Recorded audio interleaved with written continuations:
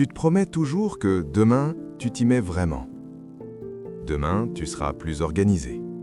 Demain, tu reprendras le contrôle. Et pourtant, demain ressemble souvent à hier. Même fatigue, même retard, même désordre. Tu te demandes pourquoi tout te paraît si lourd, alors que tu sais exactement ce que tu devrais faire. Tu penses que tu manques de motivation. Mais si le vrai problème, c'était le chaos dans lequel tu vis chaque jour. Voici Nicolas. Il a une trentaine d'années. Il travaille dans une petite entreprise de logistique en périphérie de la ville. Nicolas n'est pas malheureux, mais il n'est pas serein non plus.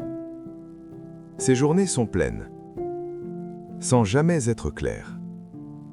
Il se lève souvent en retard, attrape son téléphone avant même de poser un pied au sol. Email, réseau, message. Il se dit souvent « je ferai mieux demain ». Mais demain, il se sent toujours aussi débordé. Au travail, il croise Sonia, collègue discrète. Même poste que lui. Même charge de travail. Sonia ne parle pas beaucoup. Mais elle avance. Calmement. Sans agitation. Chez Nicolas, tout est urgent. Mais rien n'est vraiment important. Il commence une tâche, puis en ouvre une autre, puis une troisième, sans jamais finir la première. À midi, il est déjà épuisé. Pas physiquement, mentalement. Il regarde Sonia, elle prend sa pause à heure fixe, elle mange tranquillement, sans téléphone.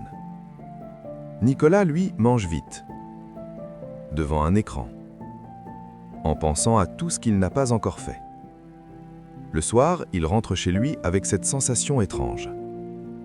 Avoir été occupé toute la journée, sans rien avoir vraiment accompli.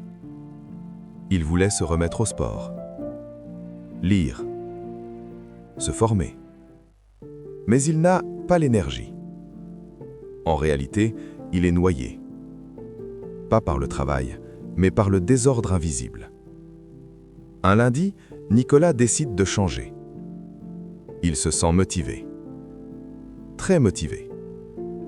Il se lève tôt, fait une liste parfaite, se promet d'être discipliné. Le premier jour, ça fonctionne. Le deuxième aussi, à moitié. Puis la fatigue revient. Les imprévus. Les distractions. La liste reste intacte. La motivation s'évapore et la culpabilité s'installe. Je suis nul. Je manque de volonté. Pourquoi je n'y arrive jamais? Alors il abandonne. Encore. Silencieusement. Un soir, Nicolas reste tard au bureau. Les lumières sont presque toutes éteintes. Sonia est encore là. Elle range calmement son bureau, toujours sans précipitation.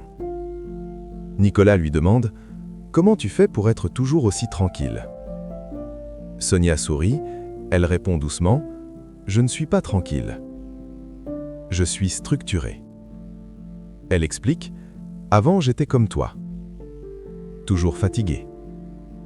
Toujours en retard sur moi-même. Puis j'ai compris un truc simple.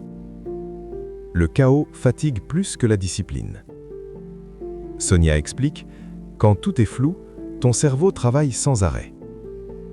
Décider quand manger, quand répondre, quand commencer, quand arrêter.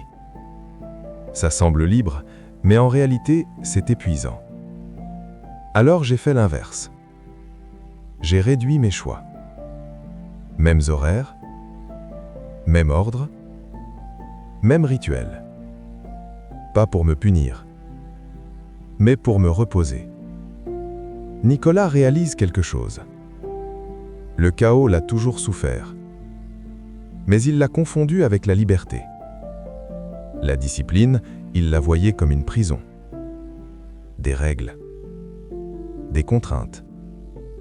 Mais Sonia parle de discipline comme d'un refuge, un cadre qui protège. Elle dit, la discipline, c'est décider une fois pour ne plus souffrir tous les jours. Quand tu sais quoi faire, tu n'as plus à te battre avec toi-même. Nicolas ne change pas tout d'un coup. Il commence petit. Même heure de réveil. Même heure de coucher. Une seule priorité par jour. Pas 10. Au début, c'est inconfortable. Mais étonnamment, apaisant. Il réfléchit moins. Il hésite moins. Il se fatigue moins. Il ne devient pas parfait. Mais il devient stable. La discipline n'est pas dure. Le chaos l'est. Le chaos te vole ton énergie, ton temps, ta clarté. La discipline te rend quelque chose de précieux. La paix mentale. Ce n'est pas une question de volonté, mais de cadre. Quand ton cadre est clair, ta vie devient plus douce. Nicolas avance encore. Lentement, mais sûrement. Il n'attend plus la motivation. Il s'appuie sur des habitudes simples. Il comprend enfin ceci. La discipline n'est pas une punition. C'est une forme de respect envers soi. Si ta vie te semble lourde, ce n'est peut-être pas toi le problème. Peut-être que ton chaos te fait plus mal que la discipline ne pourrait jamais le faire. Commence petit. Calmement. Sérieusement.